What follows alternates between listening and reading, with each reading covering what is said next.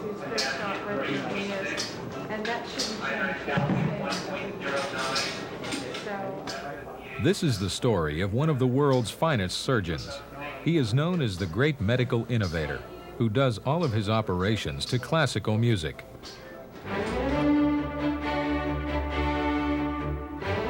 Meet Ben Carson, the pediatric neurosurgeon, known to colleagues and patients alike as the surgeon with gifted hands.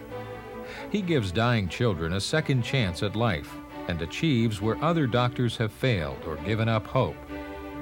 As a brain surgeon, he routinely performs some of the most complicated and dangerous operations imaginable. But imagination is what sets Dr. Carson apart. In the field of neurosurgery, Ben Carson is an inspiration to other doctors because of his relentless effort to find new and better ways to operate. In 1986, the medical community was shocked when he successfully performed brain surgery on a baby still in the womb.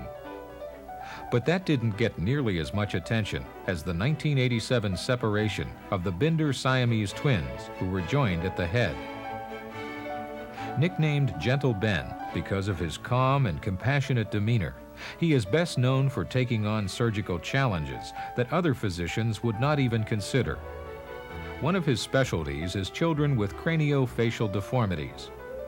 Dr. Carson routinely operates on patients that are considered high risk.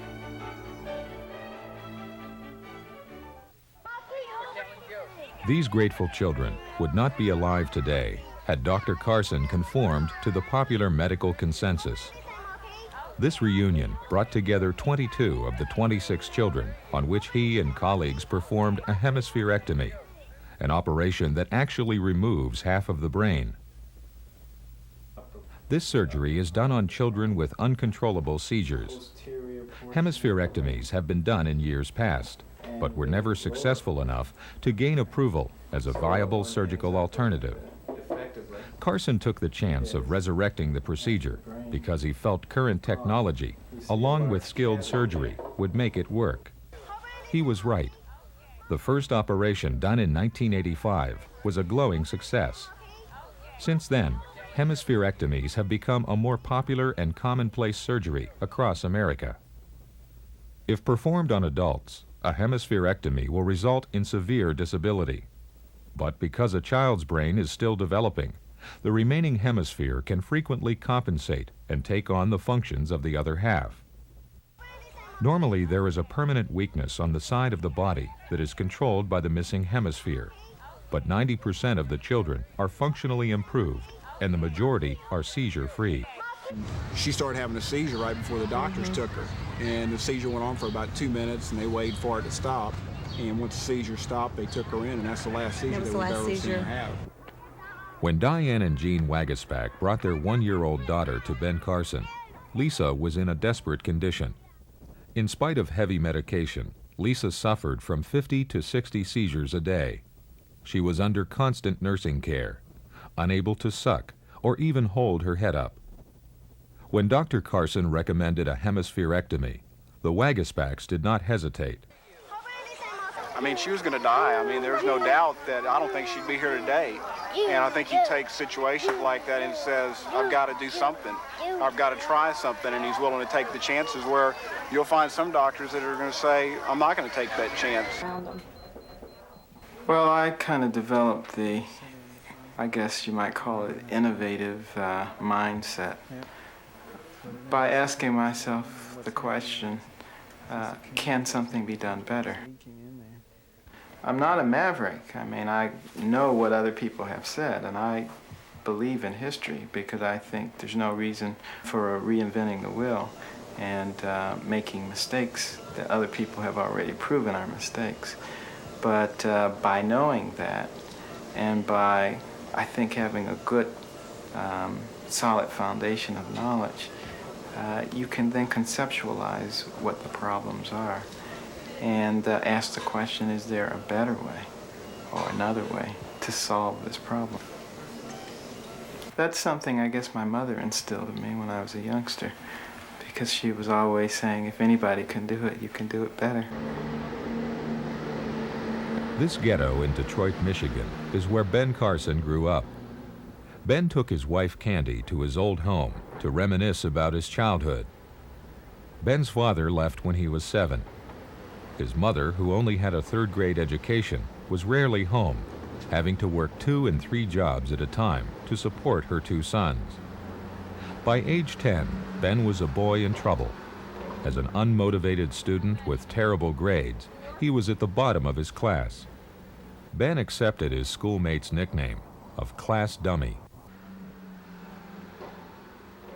Today, the Carsons live in this home outside of Baltimore. Ben now has 3 sons of his own. His mother, Sonia Carson, is the real story behind Carson's escape from poverty. She was determined to never give up on Ben and his brother Curtis until they reached their full potential. My sole purpose was for them to get an education so they can get a decent job, because I could not find one without an education. And then I just really asked God to show me a way that I could motivate them. And then this plan came to me. Let them learn the timetables. I had heard that. And then I said, okay, we're going to learn the timetables together. And so the second day came back, I said, how are you done on the timetables? And so Ben wanted to go outdoors and play. He said, Mother, you are a mean mother. It's impossible. Can't nobody learn those timetables. Can't nobody in the world learn those timetables. I said, well, okay, you can figure out. You're smart. You can figure out how to learn them. And so let's say that you are going to not play until you learn the timetables. And a very short time he learned them, all the way from 2 through 12. You know, we were the kind of kids who wanted to come home and play outside until it was dark, and then when it was dark, go in and watch TV until it was time to go to bed, and then that was that. And, Each month, Dr. Carson takes time from his busy schedule to speak to young people. To these students, Ben Carson is not only a hero, but also a living example of the power of determination and education. It dawned upon her what she should do. She said we would be able to watch 2 or 3 pre-selected TV programs during the week, every week. And with all of that extra time, we had to go to the library, check out 2 books, read them, and submit to her a book report. You see, my mother was a very, very persistent person. Well, interestingly enough, after a few weeks, I began to enjoy reading those books. I didn't like it much at first, but, you know, the books I started reading initially were about animals. I loved animals. Pretty soon I started reading about plants, and then I started reading about rocks and minerals. And I really got fascinated with rocks. And one day we were in science class. I was still in the 5th grade. And the science teacher held up a dark, glassy rock. And he said, does anybody know what this is?